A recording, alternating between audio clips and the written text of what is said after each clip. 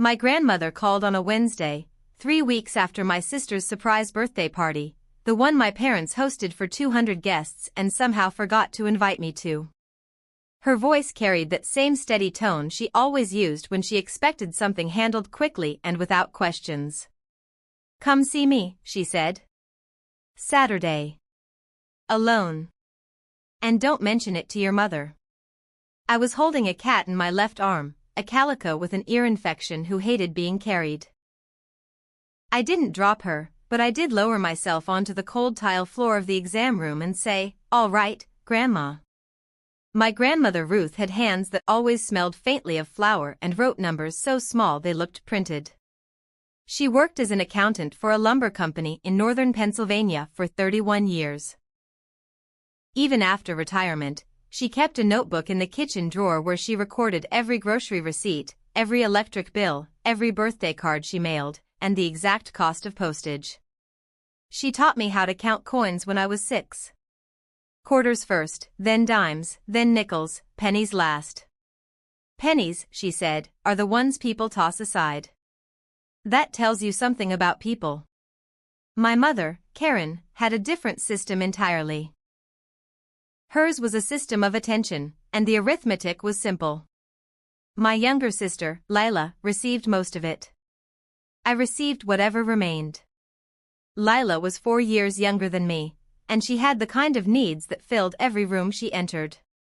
She cried louder, wanted more, asked for things in a tone that made adults bend closer. I was the opposite. I packed my own lunches by 10. I signed my own school forms. By 14, my parents had started calling me independent. They said it the same way people describe an old car as reliable when they have no plans to maintain it. I don't blame my mother for everything. She was a school receptionist with 2 daughters and a husband who spent long days at the bank. She prioritized emergencies. Lila was always the loudest problem in the room. I was the quiet wheel turning in the right direction without help. But my grandmother noticed. She noticed the way someone who had spent decades reviewing columns of numbers notices the one figure that doesn't belong. She saw me at Thanksgiving sitting near the far end of the table while Lila entertained everyone from the center. She saw me at graduation standing 2 rows back in the family photo because no one called me forward. She saw me, and she remembered. Not in her notebook. Not then. In her mind, which was sharper than paper. Once, while we sat on her porch with a plate of lemon cookies between us, she said, "Every family keeps a ledger. You just have to know where they hide it." I thought she meant finances. She did not. Let me explain my childhood in numbers, since numbers were the language my grandmother taught me to trust. My high school graduation, my mother took 4 photographs. I counted because the flash left bright spots in my eyes, and I had nothing else to count while I waited for someone to say they were proud. My father arrived 20 minutes late, sat in the back row, and left before the reception because he had a conference call. He managed a branch office of a local bank, and he managed our family the same way, carefully watching the account that mattered most to him. Lila's graduation, 4 years later, my parents hired a professional photographer. 312 images were uploaded to a family album I found by accident. They reserved a private room at a restaurant for 60 guests. I was invited to that celebration. I sat between my Aunt Denise and a cousin I hadn't seen since middle school. I applauded during the speeches. Then I drove home alone while the rest of them went out for ice cream. When I applied to a veterinary technician program at the community college, I needed my father's signature on a financial aid form. He said he'd take care of it. He forgot. I submitted everything late, lost the early enrollment discount, and paid the difference myself with money I'd saved working summer shifts at a farm supply store. When Lila wanted to attend a summer art program 2 states away, my father drove 6 hours there and 6 hours back to take her. He waited in the parking lot until she was fully settled, then called her every night for 3 weeks. I didn't keep score. Or maybe I did. Maybe I kept the scorecard tucked in a drawer I told myself I would never open, the same way my grandmother kept certain receipts in folders with no labels. The morning of Lila's surprise birthday party, the one that changed everything, I learned about it the way people usually learn things they were never meant to know. Someone posted an Instagram story. A cousin, I think. Balloons tied across the backyard fence. A banner with Lila's name in gold letters. 200 people visible in the frame. Not one of them was me. I stood in my kitchen and watched that story longer than I'd like to admit. The lighting was beautiful. Someone had hung those paper lanterns people use for outdoor weddings, the kind that glow soft orange once evening comes. There was a cake shaped like a paint palette because Lila was a graphic designer and everyone in the family knew that about her. There was a charcuterie spread that had to cost more than I spend on groceries some weeks. There were faces I recognized, my parents' neighbors, my mother's co-workers from the school district, cousins from both sides of the family, a few of Lila's college friends I'd met once at a Thanksgiving dinner that lasted too long. 200 people. And no one called me. I could have done many things that night. I could have called my mother and asked why. I could have sent a message beginning with "Did you forget me?" and ending with something I'd regret. I did neither. Instead, I drove to the pharmacy on Route 12, the one with the greeting card aisle between the bandages and the toothpaste, and bought my sister a birthday card. I filled it out standing at the prescription counter with a pen that skipped every few words. I wished her a happy birthday. I reminded her of the time she was 5 and got bubblegum tangled in her hair, and I sat with her on the bathroom floor cutting it free with kitchen scissors while she sobbed. I told her I was proud of the design career she had built. I signed it. Love, Nora. Then I bought her a set of professional drawing pens. Fine tip ones. More expensive than what I usually buy for myself. Lila was a designer, and I thought she'd appreciate them. I mailed everything the next morning. My mother called 2 days later. "That was sweet of you, honey," she said. "You know how these things go. We just ran out of room." Behind her voice I could hear music. Maybe leftovers from the party playlist. Maybe the television. Something upbeat and cheerful that didn't belong in the conversation. 200 guests, and somehow they ran out of room. "I'm glad she liked the card, Mom," I said. Then I ended the call. I went back to work. There was a tabby with a fractured leg waiting for me, and broken legs were something I actually knew how to repair. 3 weeks passed. 21 days of feeding cats, driving to the clinic, cleaning kennels, driving home, reading a chapter of a book, sleeping. The rhythm of a life no one interrupts because no one remembers to. Then my phone vibrated on the stainless steel counter in exam room 2, and the name on the screen was my grandmother's. That was unusual. We spoke, but rarely directly. Information usually traveled through layers. She'd tell my Aunt Denise something, Denise would mention it to my mother, and my mother would pass it to me 3 days later with half the details missing. Or Lila would stop by on Sunday and text afterward, "Grandma says hello." She baked cookies. Direct calls from Ruth happened maybe twice a year, Christmas and my birthday. Even those had grown shorter since she turned 85. This was a Wednesday in October. Not Christmas. Not my birthday. Not anything special at all. I answered while still holding the calico cat in my left arm. Her name was Peaches, and she belonged to a client who had ignored an ear infection until the poor thing had been shaking her head for days. Peaches disliked phones, strangers, and being held. "Come see me," my grandmother said. No greeting. No small talk. No "how have you been?" Just the instruction, clean, precise, and flat, as if she were reading a figure from a balance sheet. Saturday. Alone. And don't say a word to your mother. 47 seconds. I checked later, scrolling through my call log because that's the kind of person I am, the kind who verifies, who measures, who counts. After I settled Peaches into her carrier, I called back. No answer. I sent a message, everything okay? 11 minutes later, she replied the way she always did, complete sentences, proper punctuation. Saturday. 10 a.m. bring nothing. I drove home that night with the windows down, even though October air had already started to bite. I tried to build reasonable explanations. Maybe she wanted to pass down a quilt. Maybe she had a doctor's appointment and needed a ride. Maybe she was just lonely. But my grandmother never said don't tell your mother about quilts. She didn't say it about errands or appointments. She said it about things that mattered. And in her world, anything that mattered usually came with numbers attached.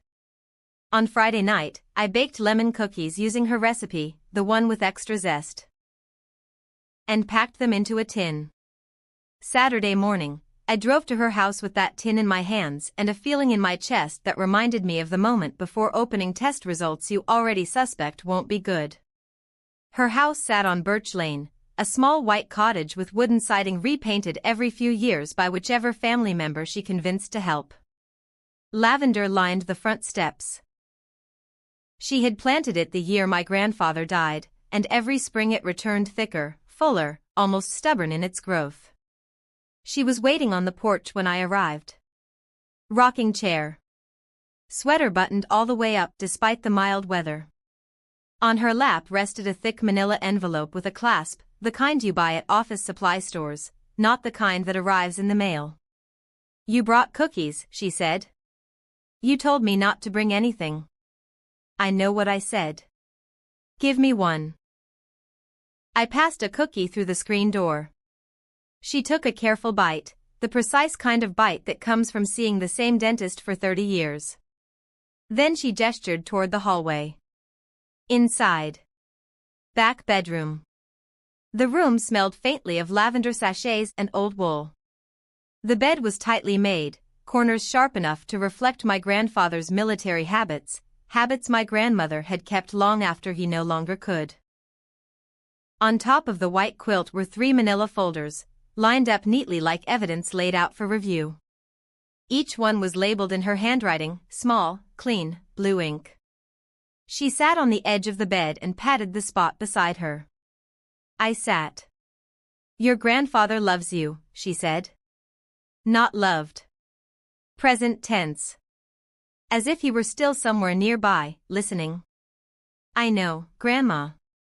He loved you more than anyone else in this family. And he never hid that. She paused, then added quietly, he left you something. Your father changed it. I didn't move. I have proof, she said.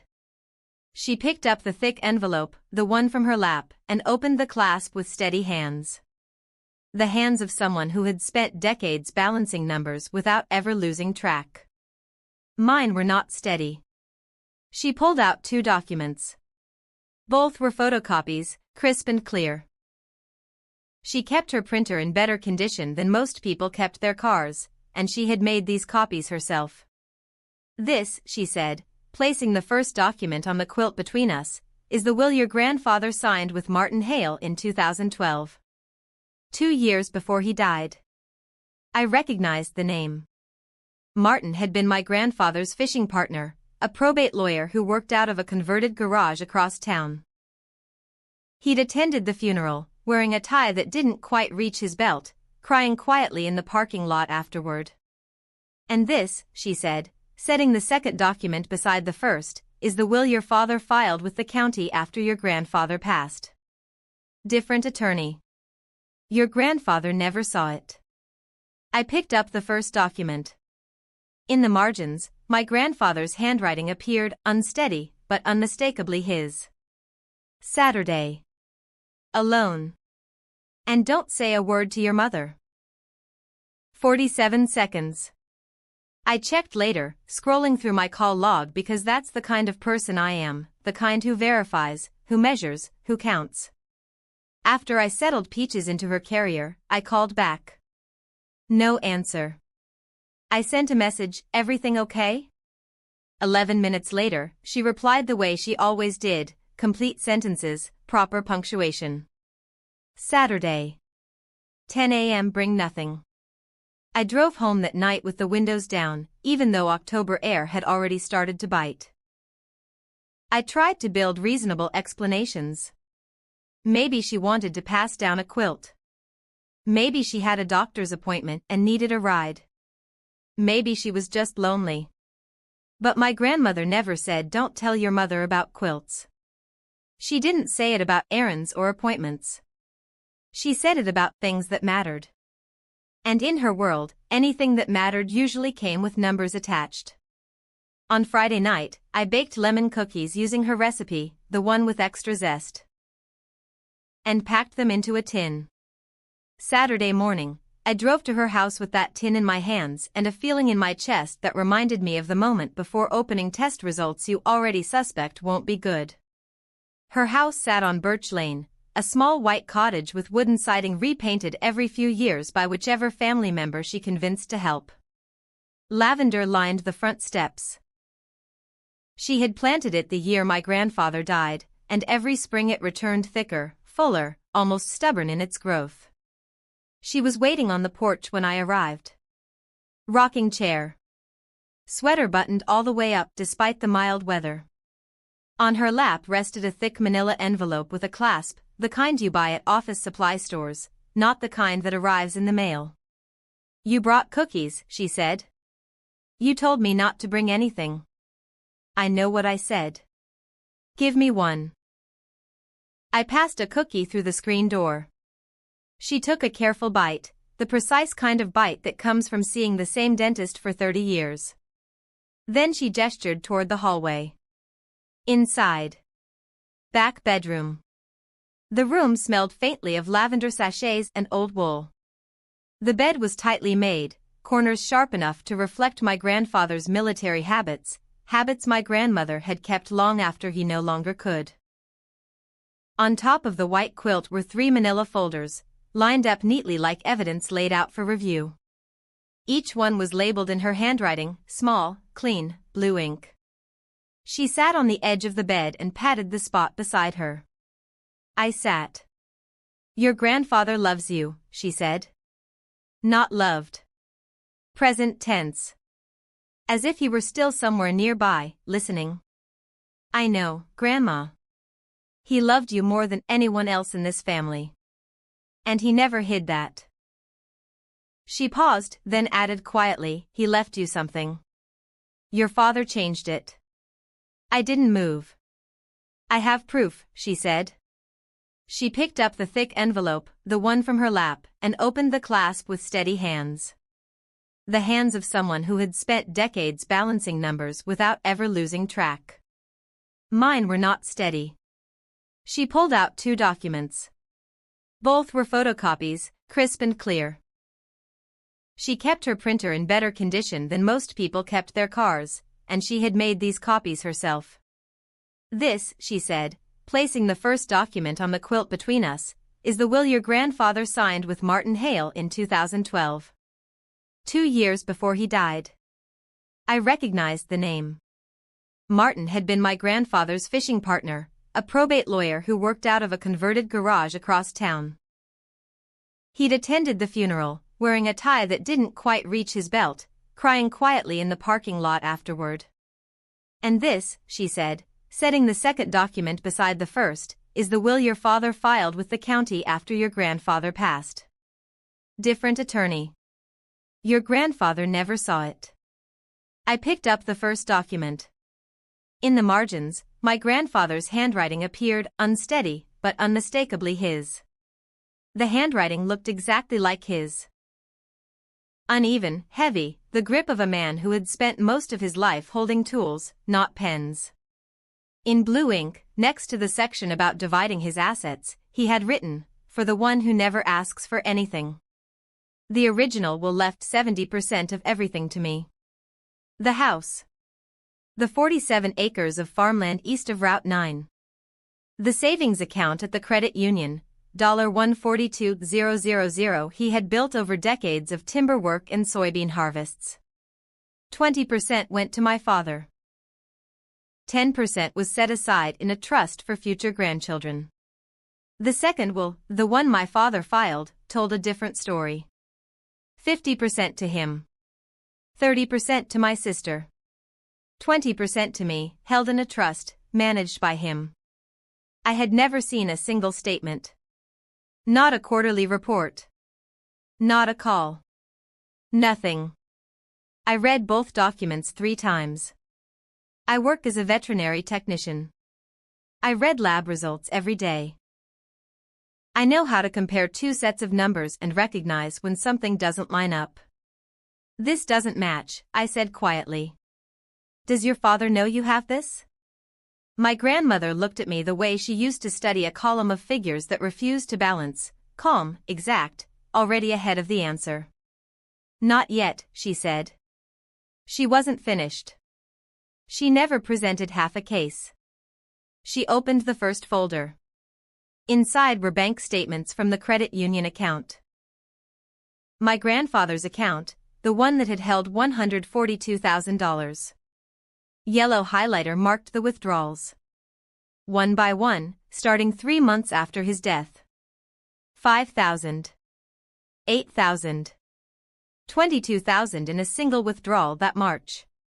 By September of that year, the account was empty. Every transaction carried the same name. My father's. The second folder held printed emails, conversations between my father and a financial advisor I didn't recognize. The subject lines were tidy, professional. Asset restructuring. Portfolio adjustments. Liquidation timeline. The content told the real story.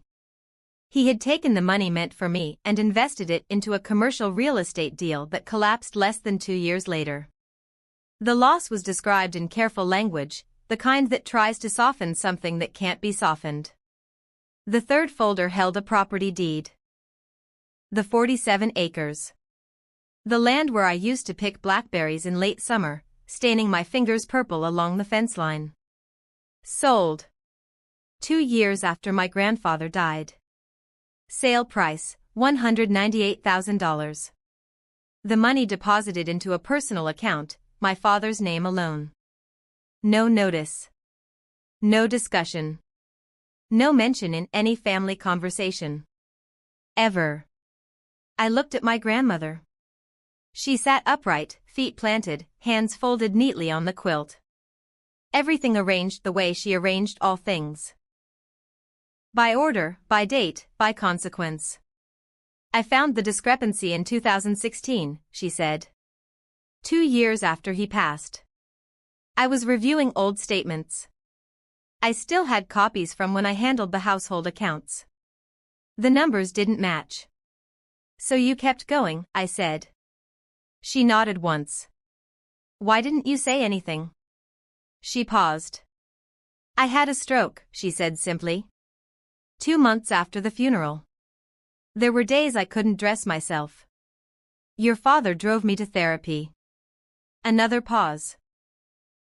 You don't accuse the person helping you down the stairs. The room stayed quiet for a moment. And now? I asked. Now I can dress myself, she said. Now I can carry my own papers. Then she looked at me, steady, clear, certain. They hosted 200 people and didn't invite you, she said. And you still sent a card. That card. The one I had written at the pharmacy counter with a pen that barely worked. That was what made her decide. I drove home with the folders stacked on the passenger seat and the tin of lemon cookies wedged behind the headrest so it wouldn't slide. The October sun hung low, casting everything in that soft orange light that makes ordinary moments look staged, like photographs taken on purpose. I didn't turn on the radio. I didn't call anyone. I drove in silence, pulled into my driveway, and sat there with the engine off. After a minute, one of my cats, Roscoe, the gray one, appeared in the kitchen window and let out a sharp, impatient meow through the glass. I went inside. I spread the papers across the kitchen table. Roscoe settled himself on one corner of the papers. Clementine, my orange tabby, claimed the other. Neither of them knew anything about wills or fraud, but they were present, and they were warm, which already put them ahead of most of my family. I read everything again. Then I pulled out a notebook. The graph paper kind I used at the clinic to track patient weights, and made a list. Not of what I felt. Of what I knew. Working as a veterinary technician teaches you that skill. A dog comes in limping, the owner is crying, the animal is shaking, and the room smells like antiseptic and panic. You don't react to the emotion. You read the X-ray. You study the edges. You locate the break. Then you decide what comes next. My family had a fracture. It had been there for 12 years, hidden under a cast no one told me existed. I wrote out my options. Confront my father. He would deny everything. Hire a lawyer. I had $800 saved and a technician's salary. Wait for the next family gathering and lay the documents out in front of everyone.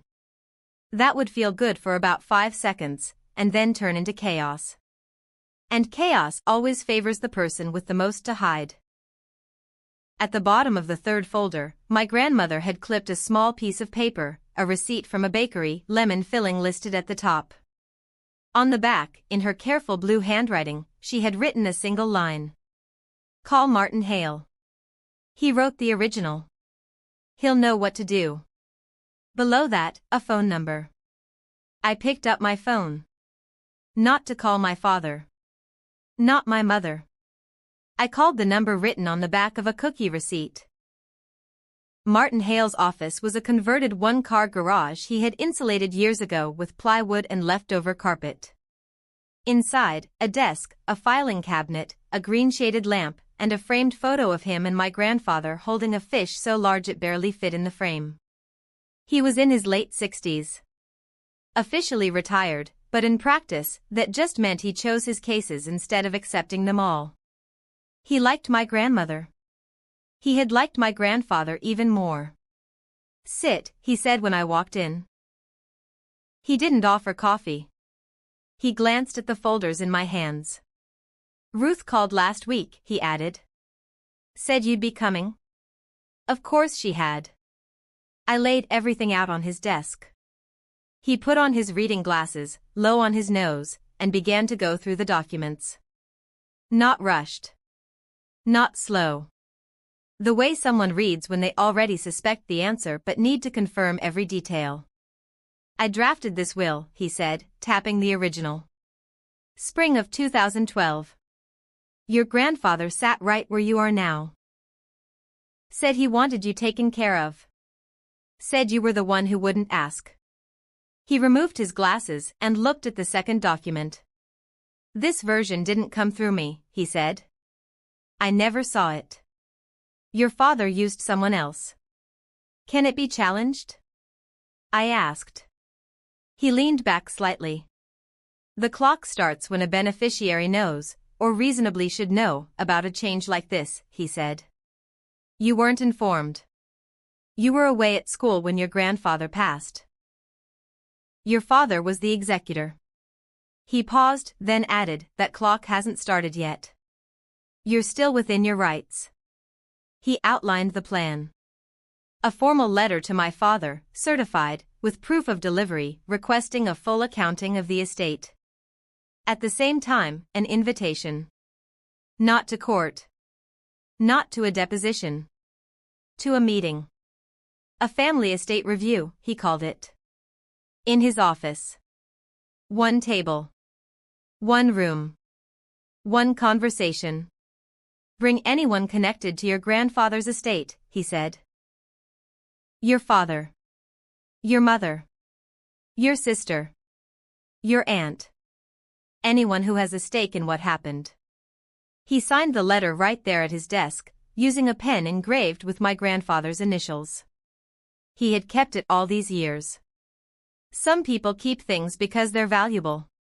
He kept that pen because of who it belonged to. 5 days later, I was in the grooming area at the clinic, bathing a golden retriever named Chief who had rolled in something indescribable, when my phone vibrated in my pocket. The screen lit up with a name I hadn't seen in months.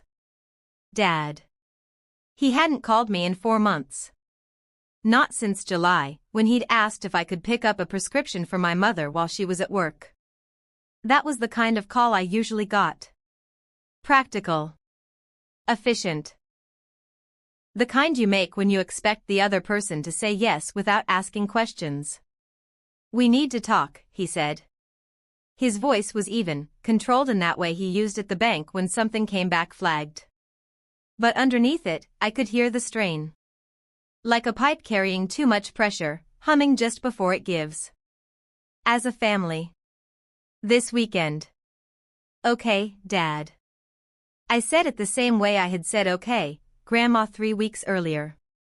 Same word. Same flat tone. Completely different weight. He hung up without saying goodbye.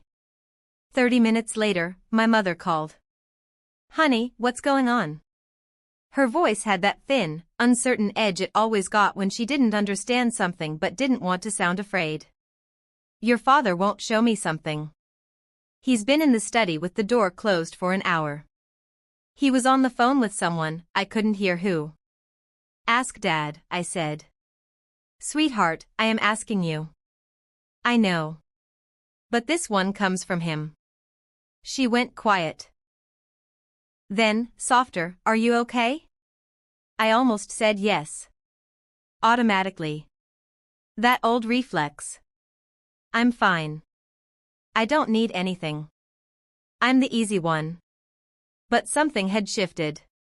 The folders on my kitchen table had rewritten the rules. "I will be," I said. Saturday. 10 o'clock. Martin's office. Everyone. That evening, my father called again. 9:30 p.m. I was on the couch, Roscoe stretched across my chest, Clementine curled near my feet under the blanket. "Can we handle this privately?" he asked. "Just you and me. I can explain everything." Saturday. 10 o'clock. Martin's office. Everyone. Silence. Long enough for me to hear the faint clink of ice in a glass on his end. A small, telling sound, the kind that suggests someone sitting alone in a dark room, drinking something they don't intend to explain. "Fine," he said. He hung up. But he didn't wait for Saturday. Thursday evening, 2 days before the meeting, he invited us to dinner. Just the 4 of us. Him, my mother, my sister, and me. He didn't invite my grandmother. I noticed that the way I noticed everything now, quietly, and with a mental note attached. My mother made pot roast. The table had a cloth on it, unusual for a weekday. The good plates were out, which meant this wasn't just dinner. My father was performing normal. And he was good at it. He waited until everyone had food, until the bread had been passed, until the rhythm of the meal felt settled. Then he spoke. "There's been a misunderstanding about your grandfather's estate." He looked directly at me. Not angry. Not apologetic. Just measured, like a manager explaining a declined transaction. "I handled it years ago. Now someone is stirring things up." My mother looked between us. "What misunderstanding?" My sister set her fork down. "Why are we even talking about this? Grandpa's been gone for over a decade." My father didn't look at them. "Your grandmother is getting older," he said. "She's confused. The papers she showed you, they're outdated. They don't reflect the final arrangements." I took a bite of pot roast. Chewed. Swallowed. Took a sip of water. "Saturday," I said. 10 o'clock. Martin's office. "Bring whatever you think matters." Adeline. "The pot roast is really good, Mom." My mother stared at me. My father stared at me. My sister stared at her plate. No one moved. 6 seconds. I counted. Then I stood, carried my plate to the sink, rinsed it, and placed it carefully in the rack. "Thank you for dinner," I said from the doorway. "I'll see everyone Saturday." I left. The night had turned cold, real cold. The kind that leaves frost along the edges of the road. My headlights caught it in flashes as I drove.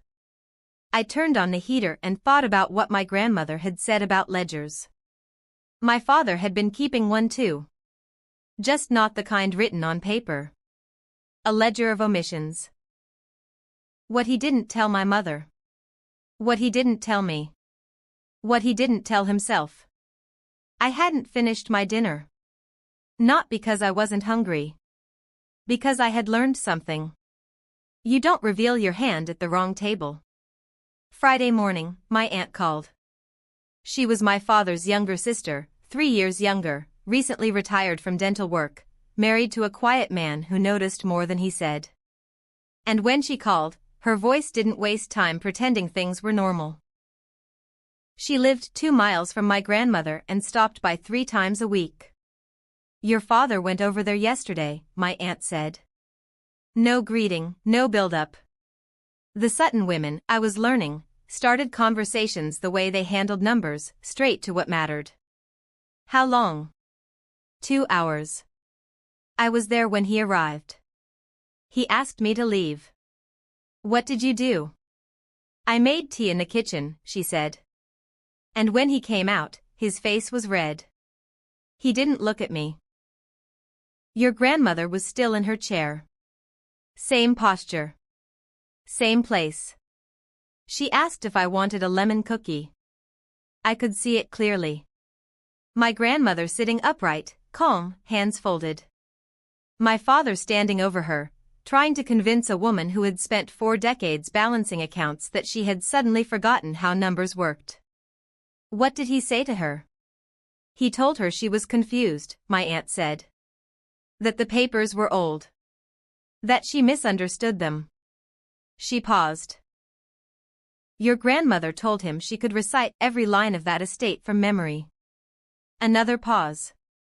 Then she asked him how much he lost on those development deals in 2015. I closed my eyes. He didn't answer that, my aunt added. That evening, I called my grandmother. "Are you okay?" "I've been okay for 87 years, she said. "Your father isn't going to change that in one afternoon." My mother called next. She sounded different. Not uncertain anymore, unsettled. "Your father says your grandmother needs to be evaluated," she said. "He thinks she's showing signs of cognitive decline. He wants to schedule an appointment." I didn't answer right away. Then I asked, "Mom, has she ever, in your entire life, gotten a number wrong?" Silence. My mother had watched that woman balance everything, holiday budgets, church accounts, property taxes, for decades without a single mistake. "No," she said quietly. "Then maybe ask yourself why Dad suddenly thinks she can't count." There was another silence. When someone who manages money for a living says his own mother doesn't understand numbers, I said, it's worth asking whose numbers he's actually worried about. That night, I lay on the couch. Roscoe stretched across my chest, Clementine tucked against my side. The apartment was quiet except for the low hum of the refrigerator. Headlights from a passing car moved slowly across the ceiling. I thought about calling Martin and telling him I didn't want to go through with it. I thought about calling my father and saying, forget it. Keep everything. Keep the money. Keep the land. Keep the version of the story he had been telling himself for 12 years. It would have been easier. That's the part no one explains about confrontation. It's not the anger that's hardest. It's the doubt. The moment before everything changes, when the house is quiet and something inside you whispers, maybe you're the one breaking this family. My grandfather used to say something I didn't understand until that night. He'd say it when storms were coming and no one wanted to step outside. The truth doesn't break a family, he'd say. The lie does. The truth just shows you where it's already broken. At 11:14, I checked the time. My phone lit up. My sister. She almost never called. Texts, yes. Short ones. Updates, pictures, small things. But calls were rare, reserved for holidays or something urgent. Addie. Her voice was small. Younger than it should have been. Did Dad really change Grandpa's will? I sat up. Roscoe slid off me with an irritated sound. Come tomorrow, I said. Martin's office. You'll see everything. I didn't know, she said. She was crying. Quietly. The kind that catches in your throat more than it comes out. I swear, I didn't know. I thought. She stopped. I thought he was just trying to take care of both of us. I thought everything was equal, my sister had said before we hung up. I know you didn't know. Are you angry at me? She asked. No, I said. That's why I'm not angry at you. Then the line went quiet. I stayed on the couch after that. Roscoe shifted his weight onto my lap, and Clementine curled closer, her purr steady and low, like an engine idling in the background. They didn't understand what was waiting for tomorrow. They only understood that I was there. I woke up at 5:30. Fed the cats. Made coffee in the dark, leaving the overhead light off because the blue-gray morning coming through the window was enough. The house felt still, and I didn't want to interrupt that. I showered and dressed carefully. Not formal, not casual. A navy blouse, the one I wore to my first job interview at the clinic, and pressed khakis. Clothes that said I came to be taken seriously, and I would leave the same way. I left early. Of course I did. Being early is what you learn when you've spent your life as the person no one waits for. The air outside had that first real bite of frost. Grass edged in white. Fog sitting low along the road. The town was just waking, the donut shop lights on, the flag at the post office hanging still in windless air. I reached the office at 9:30. The garage door was already open. Inside, Martin had arranged 6 chairs in a semicircle around his desk. 2 folders sat neatly stacked. A pitcher of water. Paper cups. No decorations. No attempt to soften the moment. The room looked exactly how it should have, plain, direct, ready. You ready? He asked. No, I said. But that's never been a reason not to show up. He smiled. Brief. Crooked. The kind of smile that reminded me of my grandfather. I took the chair closest to the window. Outside, the gravel lot was empty. A small bird perched on the mailbox. The clock on the wall read 9:41. At 9:47, I heard tires on gravel.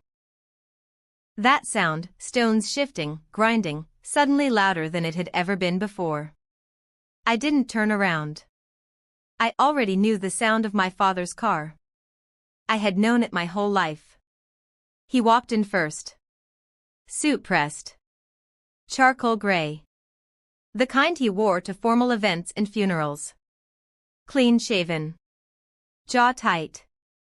He nodded once at Martin, an acknowledgement without invitation. My mother followed. Her eyes were swollen. Not freshly crying, but worn from it. She chose a seat far from my father. I noticed that immediately. I had never seen her do that before. My sister came in last. Quiet. Careful. She avoided eye contact and sat near the filing cabinet, hands folded between her knees like she was trying to take up less space. Then the door opened again. My aunt walked in, followed by her husband. I hadn't expected them. From the way my father's posture shifted, neither had he. If this is about my father's estate, my aunt said, pulling a chair forward, I have every right to be here. Her husband said nothing. He didn't need to. His presence filled the room enough on its own. In her hand, she held a sealed manila envelope. Masking tape across the flap. My grandmother's handwriting on the front. For Martin. To be opened in the presence of all. My father saw it. His eyes lingered a second too long. Mom sent something, he asked.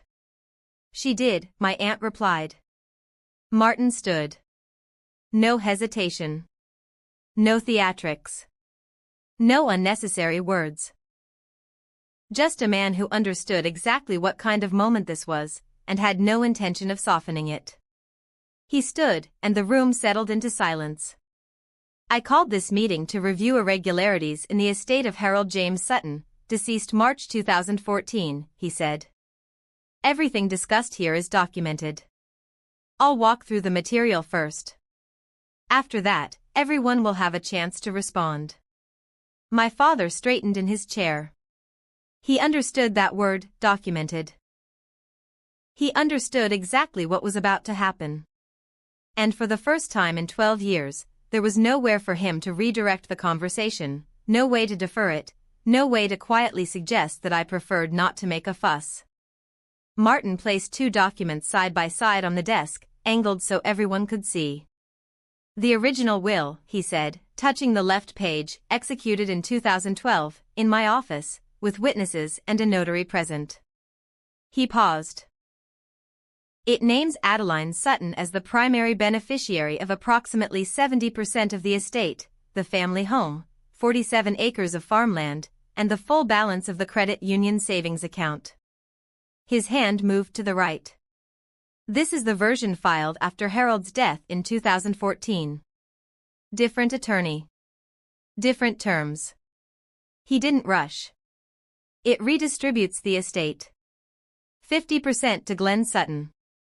30% to Brooke Sutton. 20% to Adeline Sutton, held in trust and managed by Glenn Sutton. My mother leaned forward. I've never seen the first one. My father said nothing. Martin opened the first folder. Credit union statements, he said. Balance at time of death, $142,000. He laid them out one by one. Each withdrawal marked in yellow. Within 18 months, the account was depleted. He didn't say the name attached to the signature. He didn't need to. It was visible on every page. My sister covered her mouth with her hand. Martin opened the second folder. In 2017, the 47 acres east of Route 9 were sold. Sale price, $198,000. Proceeds deposited into a personal account. He placed the deed transfer on the desk. No notification was given to any other family member. The clock on the wall ticked. No one moved. My aunt's arms were crossed tightly. Her husband sat still, hands pressed flat against his knees. My mother stared at the papers like she was trying to make them become something else. The original will, Martin continued, allocated approximately $266,000 in combined assets to Adeline Sutton. The amended version redirected those assets without her knowledge or consent. When my father finally spoke, his voice was controlled, practiced. This was my father's estate. I had the authority to manage it. Martin looked at him over his glasses. Calm. Direct. You had the authority to manage it, he said. Not to take it. The room held still. 3 ticks of the clock passed before anyone moved. Then Martin reached for the envelope my aunt had brought, the one sealed with masking tape, my grandmother's handwriting across the front. He opened it carefully. Inside were 2 items, a handwritten letter and a single photocopied document. He read the letter aloud. My family, it began. I have been silent for 12 years, not out of weakness, but out of preparation. The words carried her voice. Precise, measured, leaving no space for misunderstanding. Glenn, you are my son, and I love you. But you took from your daughter what your father intended for her. I cannot undo what has been done, but I can ensure the record is complete. He turned the page. I am not present today because my body does not cooperate with my intentions. My memory, however, remains reliable, and it has proven more consistent than certain people's honesty. My aunt let out a sound that was half a laugh, half something breaking. Her husband placed a steady hand on her knee. Martin lowered the letter and held up the second document. A life insurance policy, he said. Issued in 2010. Separate from the estate. He looked directly at me. The named beneficiary is Adeline Sutton. He paused just long enough for the number to settle into the room. Death benefit, $85,000. It was never claimed after Harold's death. My father looked up, startled. I didn't know about that. No, Martin said evenly. You didn't. Because your mother arranged it. She opened the policy at a separate institution, deliberately, because she didn't trust what might happen to assets you had access to. The room absorbed that slowly. My grandmother, 87, recovering from a stroke, relying on my father for rides, had still been keeping a second set of records. Watching. Waiting. Writing everything down in a place no one thought to check. She had built her own ledger. Quietly. Carefully. And when the time came, she sent it in a sealed envelope, closed with masking tape and labeled in steady blue ink. I looked at her letter again. The handwriting was exact. No corrections. No hesitation. She had spent 12 years building this, line by line, the way she had balanced accounts her entire life. No shortcuts. No mistakes. My father removed his jacket. Folded it once. Placed it over the back of his chair. Then he loosened his tie, pulled it off, and set it on the desk. It lay there in a loose coil, like something unfinished. I made a mistake, he said. His voice cracked, not dramatically, just enough to reveal the strain underneath. The kind of crack that tells you something has been shifting for a long time, and this is the first moment it shows. I took the money because I thought I could grow it, he continued. There was a development deal in 2015. Mixed use. Retail on the ground floor, apartments above. I put in $160,000. He stopped. I lost most of it. The developer filed for bankruptcy. The project never happened. My mother's hands pressed flat against the table. You never told me. I couldn't, he said. I thought I could fix it. Sell the land, reinvest, recover the loss. He swallowed. I sold the 47 acres and put that money into another fund. It didn't fail, but it didn't grow. And by then. He didn't finish the sentence. The money was gone. The land was gone. And I didn't know how to say that out loud. He looked at me. I told myself you didn't need it. You had your job. Your apartment. Your life. You were doing fine. His eyes filled. You were always doing fine, Adeline. And I let myself believe that meant you didn't need what was yours. I looked at him. Not the man in the suit. Not the bank manager. The man who had once run behind my bicycle, one hand on the seat, letting go without telling me. For a moment, just a moment, I thought about letting it go. Maybe the money didn't matter. Maybe peace was worth more than everything laid out on that desk. Then I remembered the party. 200 people. No space for me. Dad, I said. I hadn't planned the words. They came the way diagnoses do, after you've seen enough evidence that there's no other conclusion left. I believe you're sorry. I believe you were scared. My voice stayed steady. But you didn't just take money. I glanced at the documents, the highlighted withdrawals, the deed transfer, my grandmother's letter. You took 12 years of my life where I thought my own family didn't think I mattered enough to include. No one spoke. Every birthday I wasn't invited to. Every trip I found out about afterward. Every time Mom said there wasn't room, you let that happen. I met his eyes. Because if I'd been there, you would have had to look at me.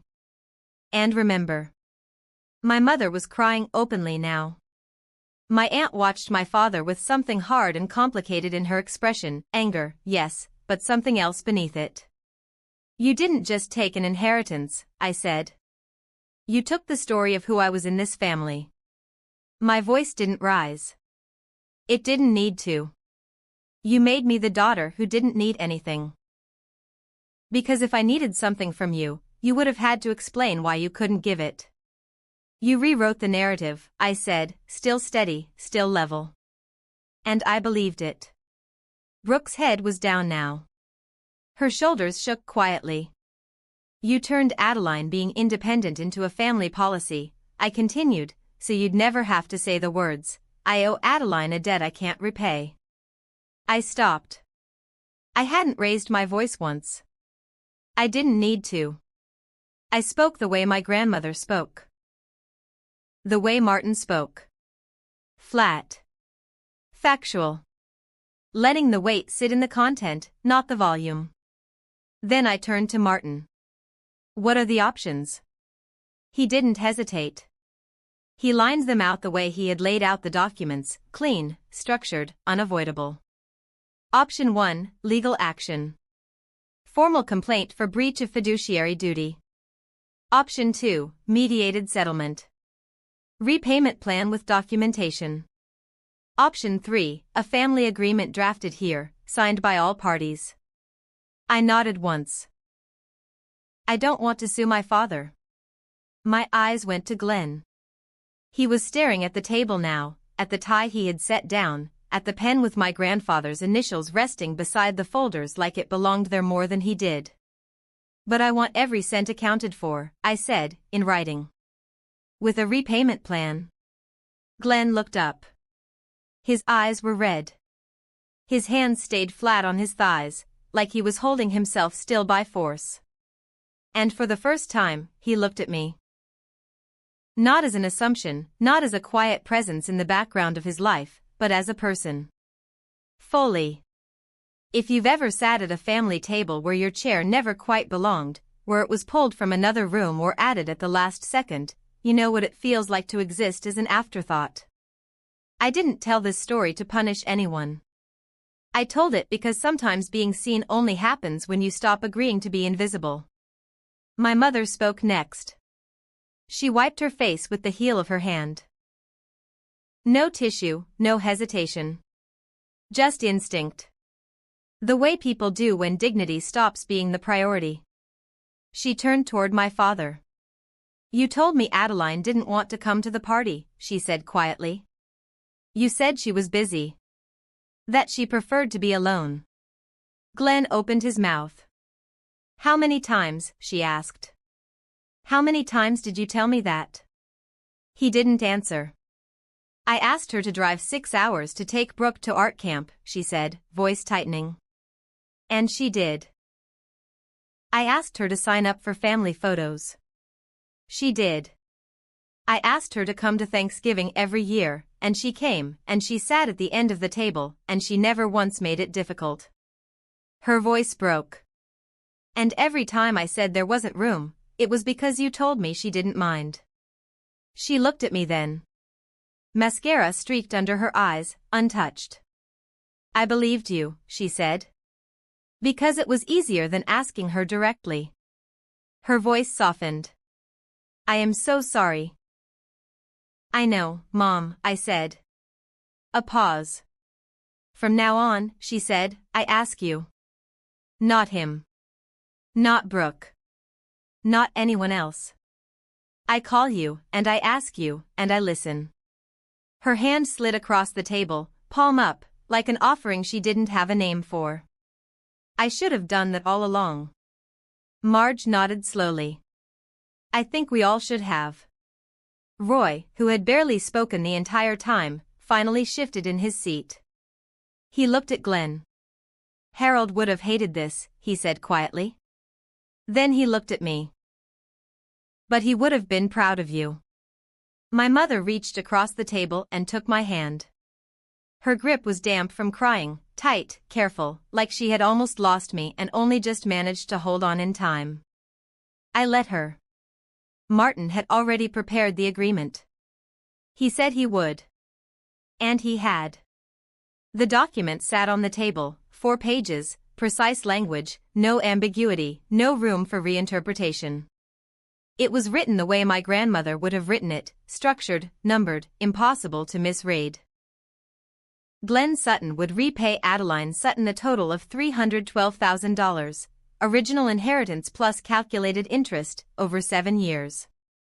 Monthly payments. Documented. Verified. Reviewed quarterly by an independent accountant. If Glenn defaults on 3 consecutive payments, Martin said, Adeline retains the right to pursue full civil litigation. He paused just long enough for that to settle. The life insurance policy, $85,000, will be claimed immediately. The paperwork is already prepared. He moved his hand to the final clause. As partial restitution for the farmland, which cannot be physically returned, Glenn will assign co-ownership of the Birch Lane property to Adeline upon Edith Sutton's passing. The room didn't react. Not immediately. Then Martin placed the agreement on the desk. And beside it, he set something else down. A pen. Harold Sutton's pen. The one with the engraved initials. The one that had signed the original will. The one Martin had kept for 12 years in a drawer that smelled faintly of pine and paper. This belonged to your father, Martin said to Glenn. He used it to execute the original document. He slid it forward slightly. It seems appropriate. Glenn picked it up. His hand wasn't shaking from cold. Or fear. It shook from something slower, something internal, like a system catching up to a decision the mind hadn't fully accepted yet. Still, he signed. Diane watched him. Brooke watched him. Marge and Roy watched him. Martin witnessed it. I watched it all. When he finished, he set the pen down. I reached into my bag and took out a tin. Lemon cookies. My grandmother's recipe. Extra zest. I had baked them at 5:30 that morning, measuring everything by weight the way she taught me. Because weight doesn't shift. It doesn't lie. I placed the tin on the desk between the agreement and the folders. Grandma wanted me to bring these, I said. No one spoke for a moment. We just sat there. In a converted garage with a green lamp and legal documents and a tin of cookies, while everything that had been unbalanced for years finally settled into place. For the first time in 12 years, the numbers matched. People left slowly after that. Brooke was first. She didn't look at our father as she passed, but she brushed my shoulder, light, almost apologetic. My mother followed, keys in hand, eyes still wet. She left separately from Glenn for the first time I could remember. Marge and Roy went together. Roy held the door for her like he always did, steadying her without needing to be asked. Marge carried a napkin full of cookies like it was something worth saving. Glenn was the last to stand. He looked at Martin. Then at me. He opened his mouth. Closed it again. Then he left. The gravel outside crunched under his steps, slow, uneven, like someone walking a road that no longer made sense to him. The garage went quiet. Martin stacked the folders with practiced care and placed them into the filing cabinet beneath the wall photo of my grandfather holding the oversized fish. He moved like someone who had done this for 40 years and understood something simple: the conversation ends, but the record remains. Your grandfather would have been proud, he said. Then he added, softer, he would have hated that it was necessary. He looked at me over his glasses. But he planned for it anyway. That's who he was.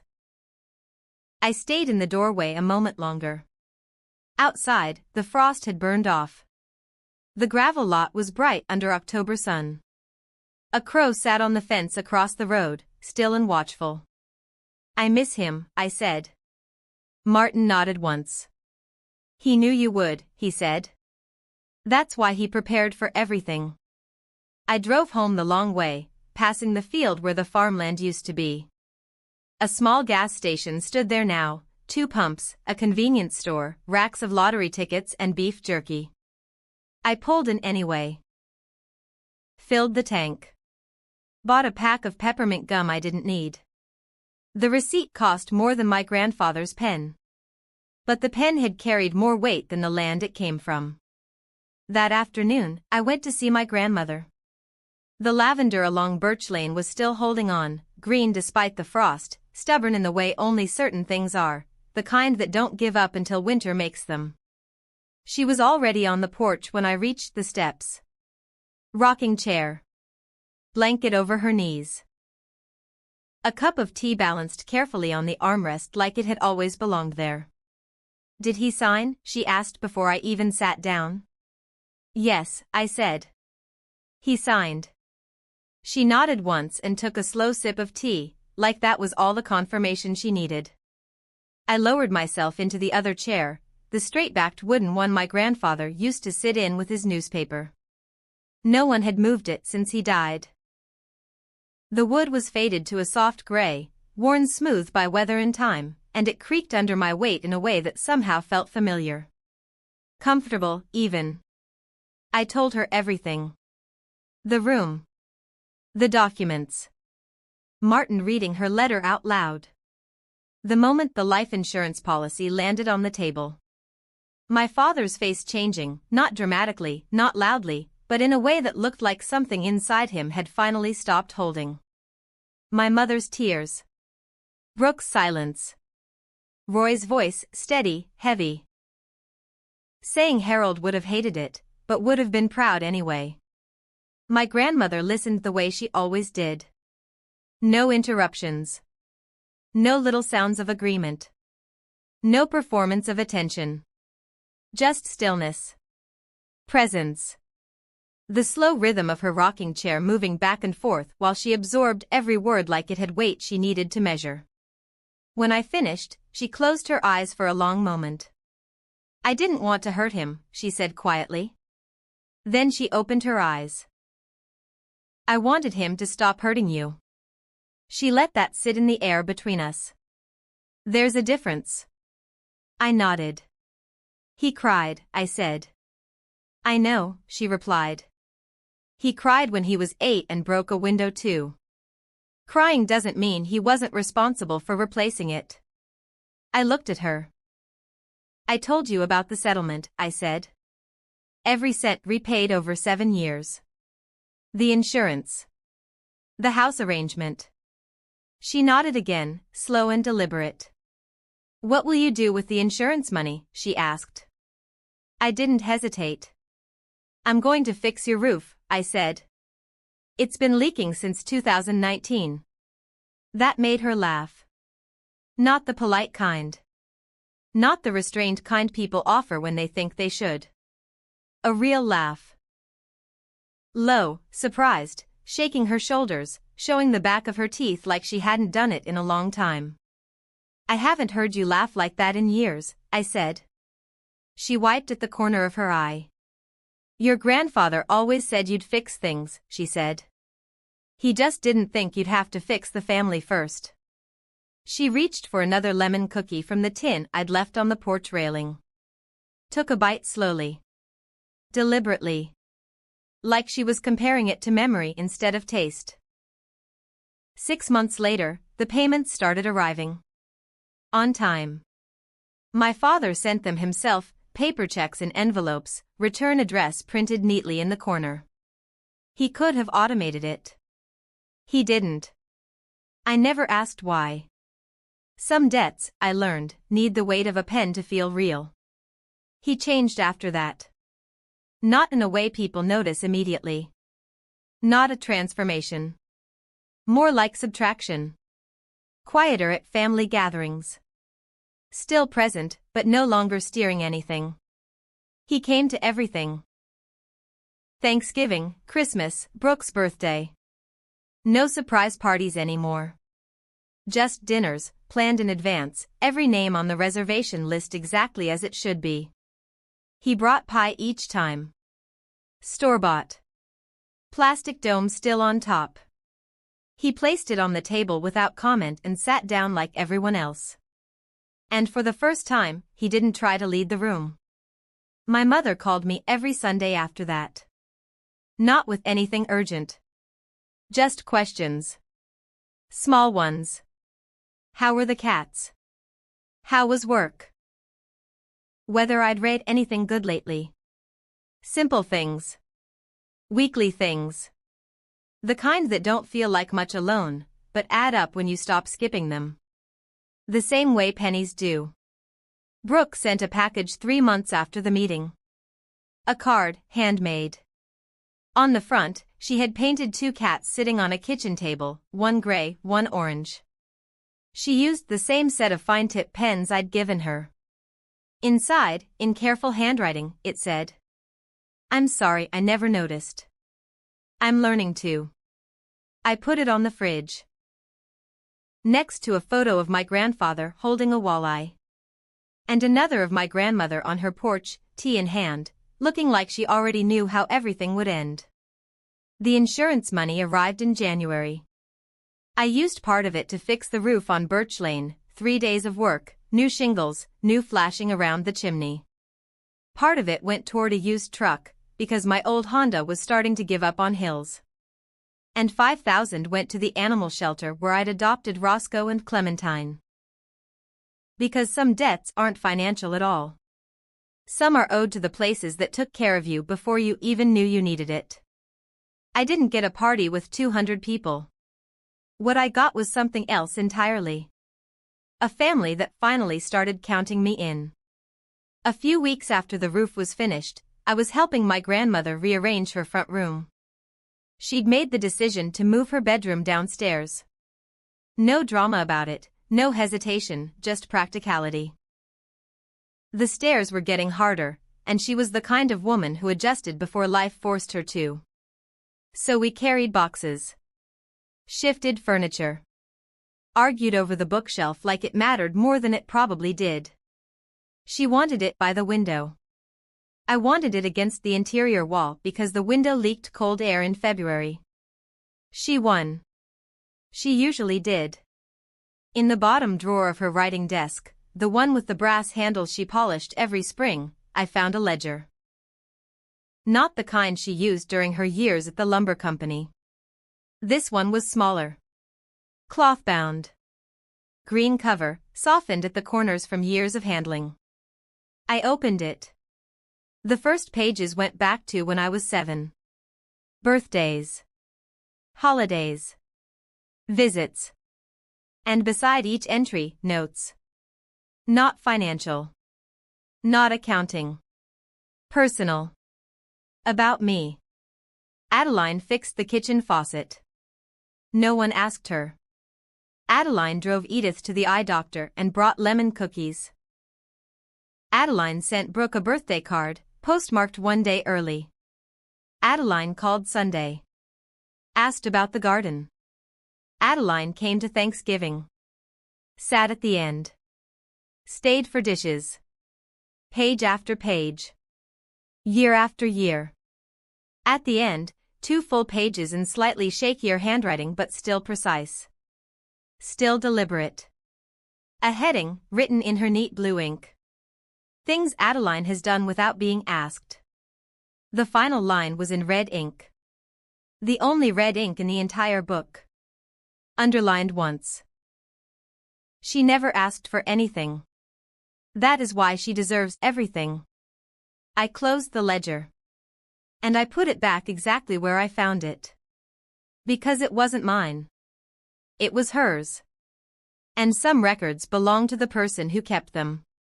Then I walked outside and sat in my grandfather's chair on the porch. The lavender was still blooming. The roof no longer leaked. And somewhere inside the house, my grandmother was humming a song I hadn't heard since I was 6. The one she used to hum while teaching me how to count coins in her palm. If you're still here, thank you. This story came from a place I don't visit often. But I think some of you know that place too. The place where you were the easy one. The independent one. The one who didn't need to be checked on because you were always fine. I see you. And you matter more than the role you were given. Your name belongs on the list too.